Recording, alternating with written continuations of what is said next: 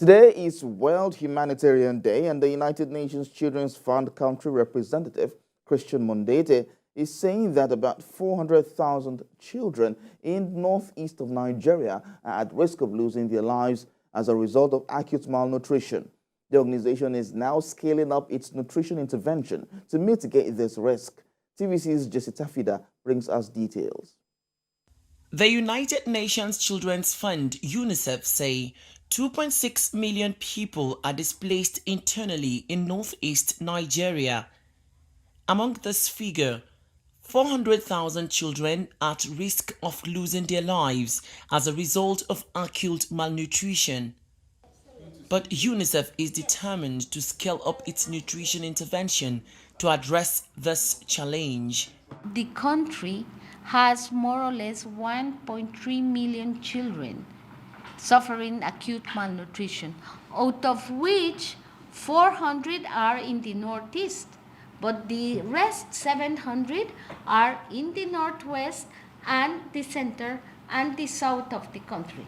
So acute malnutrition is a result of poverty, is a result of lack of proper water and sanitation, lack of food, right? People don't have food. At this press conference, the UNICEF team explains to newsmen how they would go about this project.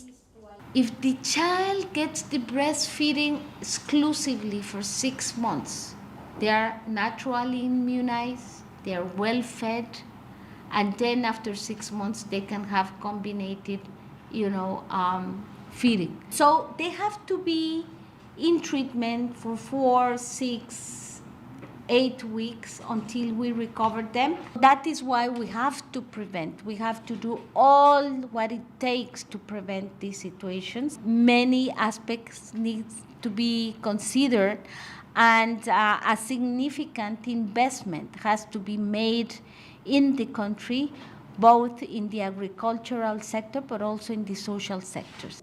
With 1.4 million children in Northeast region already receiving psychological support, UNICEF is working with government to reach out to more numbers. As the world commemorates Humanitarian Day, the UN salutes all humanitarian workers who have stood firm despite all adversity to serve the people. Jessica Fida, TVC News, Maiduguri.